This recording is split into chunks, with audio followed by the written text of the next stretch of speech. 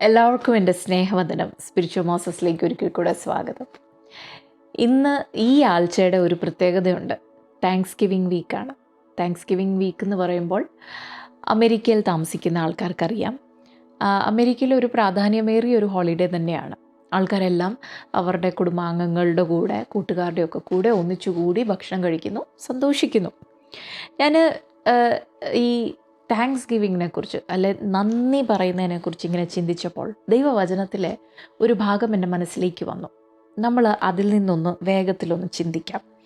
ലൂക്കോസ് എഴുതിയ സുവിശേഷം 17-ാം അധ്യായത്തിൻ്റെ 11-ാം വാക്യം തൊട്ട് 19-ാം വാക്യം വരെയാണ് നമ്മൾ ഈ ഭാഗം, അവിടെ ഈ നടക്കുന്ന ഒരു സംഭവം കാണുന്നത്.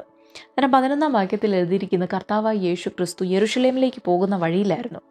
അത് എതിലെയാണ് പോകുന്നതെന്ന് ചോദിച്ചാൽ 2 പട്ടണങ്ങളുടെ നടുക്കൂടുള്ള വഴിയിലാണെന്ന് അവിടെ എഴുതിയിട്ടുണ്ട്. 2 പട്ടണങ്ങൾ ഏതാണെന്ന് എഴുതിയിട്ടുണ്ട്, ശമരിയ പട്ടണവും ഗലീല പട്ടണവും. ഇത് 2ൻ്റെയും ബൗണ്ടറിക്ക് വെളിയിൽ കൂടെ നടുക്കൂടെ പോകുന്ന ഒരു വഴിയിൽ കൂടെ കർത്താവ് യെരുശലേമിലേക്ക് പോവാം. അപ്പം ആ യാത്രയിൽ 10 കുഷ്ഠരോഗികൾ കർത്താവിനെ കാണാൻ വരുന്നു. ചോദ്യം ഇതാണ്, 10 കുഷ്ഠരോഗികൾ ഒന്നിച്ചെങ്ങനെ അവിടെ വരുന്നേ? അത് ആ വാക്യത്തിൽ തന്നെ വായിക്കുമ്പോൾ നമ്മൾക്ക് മനസ്സിലാകും. പട്ടണത്തിൻ്റെ വെളിയിൽ കൂടുള്ള വഴിയായിരുന്നു. അവിടുത്തെ ഒരു നിയമമായിരുന്നു. പഴയ നിയമകാലം തൊട്ട് നമുക്കറിയാം, ഒരു വ്യക്തിക്ക് കുഷ്ഠരോഗമുണ്ടെന്ന് അറിഞ്ഞാൽ അവനെ പട്ടണത്തിൽ നിന്ന് വെളിയിലാക്കും. നമുക്ക് പഴയ നിയമം പട്ടണമൊക്കെ വരുന്നതിന് മുമ്പ് തന്നെ നമുക്കറിയാം, മിരിയാമിന് കുഷ്ഠരോഗം വന്നപ്പോൾ പാളയത്തിന് വെളിയിലായിരുന്നു അവളുടെ സ്ഥാനം, അല്ലയോ? അപ്പോൾ പട്ടണത്തിന് വെളിയിലാക്കും. അപ്പോൾ അങ്ങനെ ഇവർ 2 പട്ടണത്തിൽ നിന്നും യെരുശലേമിൽ നിന്നും എല്ലാം പുറത്താക്കിയപ്പെട്ട ആൾക്കാരാവാം 10 പേര്. അപ്പം ഇവർ കർത്താവിനെ കണ്ട ഉടനെ ഒരു ദൂരത്ത് നിന്ന് തന്നെ ഇവർ 10 പേരും വിളിച്ചപേക്ഷിക്കുകയാണ്, കർത്താവെ ഞങ്ങളോട് മനസ്സലിയണമേ. കർത്താവ് അവരോട് പറഞ്ഞു, നിങ്ങളൊരു കാര്യം ചെയ്യ്, നിങ്ങൾ പട്ടണത്തിൽ പോയി പുരോഹിതന്മാരെ പോയി കാണിക്കുക, നിങ്ങളെ തന്നെ പോയി കാണിക്കുക. അതിൻ്റെ അർത്ഥം ഇതാണ്, പഴയ നിയമത്തിൽ ദൈവം പറഞ്ഞിട്ടുള്ള ഒരു കാര്യമാണ്. ഒരു വ്യക്തി പട്ടണത്തിൻ്റെ വെളിയിൽ താമസിച്ച് അവൻ്റെ കുഷ്ഠരോഗത്തിൽ നിന്ന് അവന് സൗഖ്യം ലഭിച്ചു എന്ന് അവന് തോന്നുവാണെങ്കിൽ അവൻ എന്ത് ചെയ്യണം? പോയി പട്ടണത്തിൽ പ്രവേശിച്ച് അവന് പുരോഹിതനെ പോയി കാണിക്കണം. പുരോഹിതൻ അവനെ ഒന്ന് പരിശോധിച്ച് നോക്കും. പരിശോധിച്ച് നോക്കിയിട്ട് പുരോഹിതൻ അവന് സൗഖ്യം ലഭിച്ചു എന്ന് ബോധ്യമായാൽ പുരോഹിതനൊരു സർട്ടിഫിക്കറ്റ് കൊടുക്കും. എന്താ? ഇവൻ സൗഖ്യമായി, ഇവൻ ഇനിയും കുഷ്ഠരോഗം ഇല്ല. ആ സർട്ടിഫിക്കറ്റും കൊണ്ട് അവന് പിന്നെ അവൻ്റെ വീട്ടിൽ പോകാം, അവൻ്റെ ജോലിയിൽ പോകാം, അവന് മുടങ്ങിക്കിടന്ന ബിസിനസ് തുടങ്ങാം, എന്താണേലും ചെയ്യാം. അതല്ല, പുരോഹിതൻ പരിശോധിച്ച് നോക്കിയിട്ട് അവൻ്റെ കുഷ്ഠരോഗം മാറിയിട്ടില്ല എന്ന് പുരോഹിതന് തോന്നുവാണെങ്കിൽ പുരോഹിതനൊരു സർട്ടിഫിക്കറ്റ് എഴുതും, ഇവനിപ്പോഴും കുഷ്ഠരോഗമുണ്ട്, മാറിയിട്ടില്ല. അതുകൊണ്ട് അവൻ എന്ത് ചെയ്യും? പട്ടണത്തിന് വെളിയിൽ വീണ്ടും പോകും. അപ്പോൾ ഇവർക്കിതറിയാം. ഇവരിത് കേട്ട ഉടനെ, അവിടെ എഴുതിയിട്ടില്ല കർത്താവ് അവരെ സൗഖ്യമാക്കി എന്ന് എഴുതിയിട്ടില്ല, സൗഖ്യമാക്കിയിട്ട് പോയി പുരോഹിതനെ കാണിക്ക് എന്ന് പറഞ്ഞിട്ടില്ല. കുഷ്ഠരോഗം ഉള്ളപ്പോൾ തന്നെ കർത്താവ് പറഞ്ഞു, നിങ്ങൾ എന്ത് ചെയ്യണം? പോയി പട്ടണത്തിൽ കാണാം. 10 പേരും അന്നേരം തന്നെ പട്ടണത്തിലേക്ക് തിരിച്ചു പോയി അവർ പുരോഹിതനെ കാണിക്കാനായിട്ട് പോവാം. അതിൻ്റെ അർത്ഥം 10 പേർക്കും വിശ്വാസം ഉണ്ടായിരുന്നു, കർത്താവ് പറഞ്ഞാൽ ഇപ്പോൾ സൗഖ്യമായില്ലെങ്കിലും ഓൺ ദ വെയിലായിക്കോളും. അവർക്ക് പൂർണ്ണ സൗഖ്യം ഉണ്ടായിരുന്നു, പൂർണ്ണ വിശ്വാസം ഉണ്ടായിരുന്നു 10 പേർക്കും. ചിലപ്പോൾ നയമാന് എലീശ പറഞ്ഞ് കേട്ട് പോയി അനുസരിച്ചുകൊണ്ട് കിട്ടിയ ആ സൗഖ്യത്തെക്കുറിച്ചൊക്കെ ഇവർക്ക് അറിയാമല്ലോ. അപ്പോൾ ആ ഒരു ഓർമ്മയിലൊക്കെ ആയിരിക്കും, നമുക്കറിയത്തില്ല. ഏതായാലും 10 പേരും കർത്താവ് പറഞ്ഞത് അനുസരിച്ചു. കർത്താവ് പറഞ്ഞത് അതുപോലെ അനുസരിച്ചത് കൊണ്ട് ഓൺ ദ വേയിൽ തന്നെ, പോയിക്കൊണ്ടിരിക്കുന്ന വഴിയിൽ തന്നെ അവർ നോക്കിയപ്പോൾ 10 പേർക്കും സൗഖ്യം ലഭിച്ചു. 10 പേരുടെയും ശരീരത്തിൽ നിന്ന് കുഷ്ഠരോഗം മാറിപ്പോയി. പക്ഷെ അതിൽ നിന്ന് ഒരാൾ സൗഖ്യം ലഭിച്ചു എന്നവൻ കണ്ടപ്പോൾ അവൻ തിരിഞ്ഞു. അവൻ്റെ റൂട്ട് അവൻ നേരെ തിരിച്ചു, യൂ ടേൺ എടുത്തിട്ട് അവൻ മടങ്ങി വന്നു. കർത്താവ് എവിടെയായിരുന്നോ ആ സ്പോട്ടിലേക്ക് അവൻ മടങ്ങി വരുന്നു. മടങ്ങി വരുന്ന ഈ വരവിൽ അവൻ ചെയ്യുന്ന ഒരു കാര്യമുണ്ട്. അവിടെ എഴുതിയിരിക്കുകയാണ്, അവൻ ഉച്ചത്തിൽ ദൈവത്തെ സ്തുതിച്ചുകൊണ്ട് മടങ്ങി വരുന്ന വഴിയിൽ ഉച്ചത്തിൽ വിത്ത് എ ലൗഡ് വോയിസ് ദൈവത്തെ സ്തുതിച്ചുകൊണ്ട് അവൻ വരുക. വഴിയിലുള്ള എല്ലാവരോടും, ഹലോ ഹലോ ഹലോ ഹലോ, നിങ്ങൾക്കറിയാമോ ദൈവം എന്നെ സൗഖ്യമാക്കി, ഞാനൊരു കുഷ്ഠരോഗിയായിരുന്നു, എൻ്റെ ദൈവം എന്നെ സൗഖ്യമാക്കി. ഉറക്കെ വിളിച്ച് പറഞ്ഞു ദൈവത്തിൻ്റെ സ്തുതി, ഹല്ലേലൂയ ഹല്ലേലൂയ.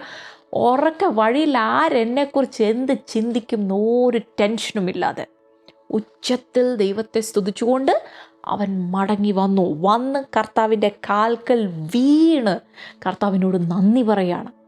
അപ്പോൾ കർത്താവ് അവിടെ പറയുന്നൊരു കാര്യം, ഇവനെ കണ്ട ഉടനെ കർത്താവ് ചോദിക്കുകയാണ്, അപ്പോൾ അവിടെ എഴുതിയിട്ടുണ്ട് ഇവൻ ഒരു സമരിയാക്കാരനായിരുന്നു. കർത്താവ് പറയുക, ഈ അന്യജാതിക്കാരനല്ലാതെ വേറെ ആർക്കും ദൈവത്തെ സ്തുതിക്കണമെന്ന് തോന്നിയില്ലേ? 10 പേരെയാണല്ലോ സൗഖ്യമാക്കിയത്, 10 പേർക്ക് സൗഖ്യം ലഭിച്ചല്ലോ.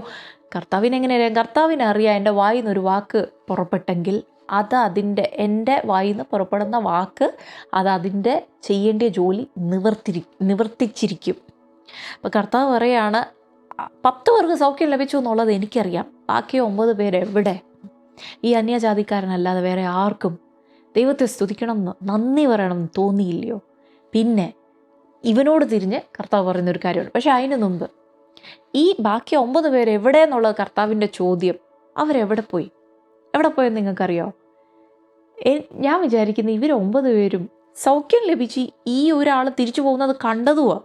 പക്ഷെ അവരോർത്തു, നമുക്കേ വേഗം പോയി പുരോഹിതനെ കാണിച്ച് സർട്ടിഫിക്കറ്റ് മേടിച്ചിട്ട് നമുക്ക് നമ്മുടെ പണിക്ക് പോകണം. ബാക്കി പരിപാടികളെല്ലാം സർട്ടിഫിക്കറ്റ് കൈ കിട്ടിയാലേ ചെയ്യാനൊക്കത്തുള്ളൂ. അപ്പോൾ നമുക്ക് വേഗം പോയി ദൈവം സൗഖ്യമാക്കി, അതൊക്കെ ശരിയാ, പക്ഷെ നമുക്ക് നമ്മുടെ കാര്യങ്ങൾ നടത്തണ്ടേ? പോയി സർട്ടിഫിക്കറ്റ് മേടിച്ചിട്ട് വേണം മുടങ്ങിക്കിടക്കുന്ന ബിസിനസ് തുടങ്ങാൻ. സർട്ടിഫിക്കറ്റ് മേടിച്ചിട്ട് വേണം ജോലിയിൽ പോയി ബോസിനെ കാണിച്ച് തിരിച്ച് ജോലിയിൽ കയറാൻ. സർട്ടിഫിക്കറ്റ് മേടിച്ചിട്ട് വേണം വീട്ടിൽ പോയി ഭാര്യയും പിള്ളേരെയും കാണിച്ച് വീട്ടിനകത്ത് കയറി ഒന്നോ സന്തോഷത്തോടെ ജീവിക്കാൻ. നമ്മുടെ പരിപാടിയെല്ലാം നടക്കണം. നമുക്ക് അതിനൊന്നും ഒരു മുടക്കം വരാൻ പറ്റത്തില്ല. സോ നമുക്ക് പോകാം. അതാണ് അവിടെ സംഭവിച്ചത്. പലപ്പോഴും ദൈവമക്കളെ, നമ്മൾ ദൈവസന്നിധിയിൽ വന്ന് പലതും ദൈവത്തോട് ചോദിച്ച് മേടിക്കും. നമ്മൾ ചോദിക്കുന്നതിന് പലതും ദൈവം നല്ലവനായതുകൊണ്ട് ദൈവം നമുക്ക് ഉത്തരം നൽകിത്തരും, സൗഖ്യമാക്കും, ജോലി തരും, പിള്ളേർക്ക് വീസ കൊടുക്കും, പലതും ദൈവം തരും, പിള്ളേരുടെ പഠിത്തം ദൈവം ചെയ്യും. പക്ഷേ ഇതെല്ലാം കിട്ടിക്കഴിഞ്ഞാൽ പിന്നെ നമ്മുടെ കാര്യങ്ങൾ, പിന്നെ മുന്നോട്ടുള്ള കാര്യങ്ങളിലേക്കാണ് ഫോക്കസ്. എത്ര പേര് ദൈവത്തെ ഉച്ചത്തിൽ സ്തുതിക്കും? എത്ര പേര് ആ മനുഷ്യൻ ചെയ്ത പോലെ ഓൺ ദ വേയിലാണ് ഉച്ചത്തിൽ സ്തുതിച്ചത്? മറ്റുള്ളവരോട് പറയുമായിരുന്നു, ദൈവം എനിക്ക് വേണ്ടി ചെയ്ത ഉപകാരങ്ങൾ നിങ്ങൾക്കറിയാമോ? എൻ്റെ ദൈവം എനിക്ക് വേണ്ടി ഇങ്ങനെ ചെയ്തു. എത്ര പേര് പബ്ലിക്കിൽ തന്നെ കർത്താവിൻ്റെ കാൽക്കൽ വീണ് കർത്താവിനെ സ്തുതിക്കും? പ്രിയ ദൈവമക്കളെ, നമ്മൾ ഒരു ആരാധനയിൽ തന്നെ പോകുമ്പോൾ എത്രയോ പേര് വാ തുറന്ന്, ഇല്ലേ, ആരാധന ലീഡ് ചെയ്യുന്ന ദൈവദാസൻ പലപ്പോഴും പറയും, വാ തുറന്ന് ഉച്ചത്തിൽ ദൈവത്തെ ഒന്ന് സ്തുതിക്കാൻ എത്രയോ പ്രാവശ്യം പറഞ്ഞാലും നമുക്ക് എത്രയോ പേർക്ക് മടിയാണ്. വാ തുറന്ന് അപ്പുറത്തിരിക്കുന്ന ആൾ എന്ത് വിചാരിക്കും, ഇപ്പുറത്തിരിക്കുന്ന ആൾ എന്ത് വിചാരിക്കും? ഒരു സഭയ്ക്കകത്ത് നമുക്ക് മടിയാണെങ്കിൽ നമ്മളെങ്ങനെ പബ്ലിക്കിൽ മറ്റുള്ളവരോട് എൻ്റെ ദൈവം എനിക്ക് വേണ്ടി ഇങ്ങനെ ചെയ്തു എന്ന് നമുക്ക് പറയാൻ സാധിക്കും? പ്രിയ ദൈവമക്കളെ, കർത്താവ് ഈ മനുഷ്യനോട് പറയുന്ന ഒരു കാര്യമുണ്ട് കേട്ടോ.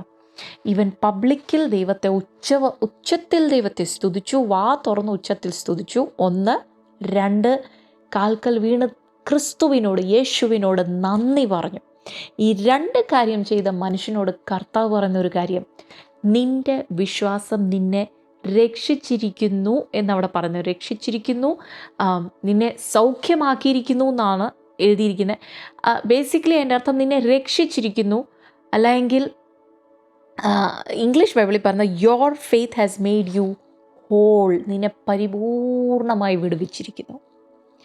ഇതിൻ്റെ ഗ്രീക്ക് ഭാഷയിൽ ഇതിൻ്റെ വാക്ക് ഇങ്ങനെയാണ്, your faith has made you സെസോഖെയിൻ. സെസോഖെയിൻ എന്ന വാക്കിൻ്റെ അർത്ഥം, സെസോഖെയിൻ എന്ന വാക്ക് തന്നെ സോസോ എന്ന് പറയുന്ന വാക്കിൻ്റെ ഒരു എക്സ്പ്രഷനാണ്.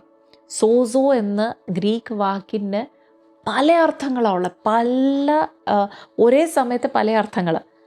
അതായത് സൗഖ്യമാക്കുക, രക്ഷിക്കുക, വിടുവിക്കുക, പിന്നെ പ്രൊട്ടക്റ്റ് ചെയ്യുക, സൂക്ഷിക്കുക, പ്രിസേർവ് ചെയ്യുക, അവരെ ദീർഘനാളുകൾ ഒന്നും സംഭവിക്കാതെ കരുതുക.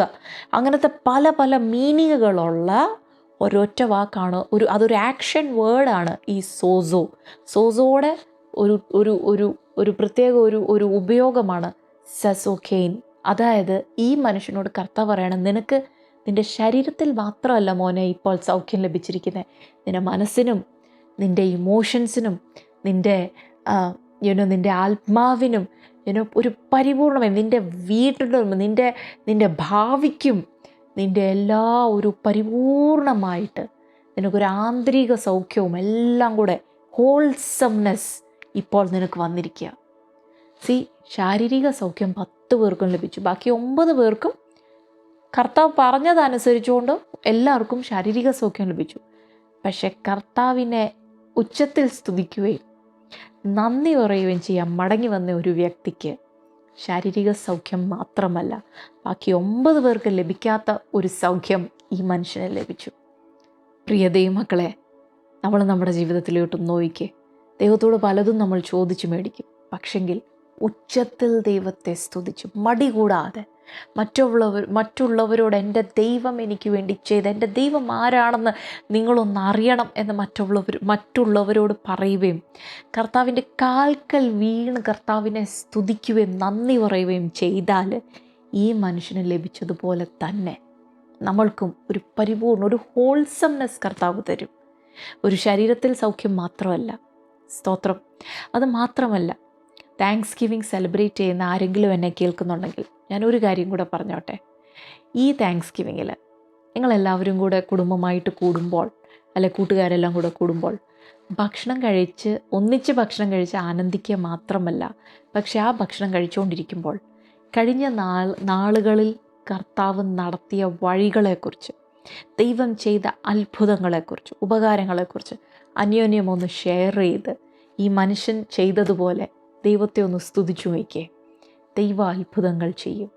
ഹല്ലേലൂയ. ദൈവം നിങ്ങളെല്ലാവരെയും അനുഗ്രഹിക്കട്ടെ. God bless you.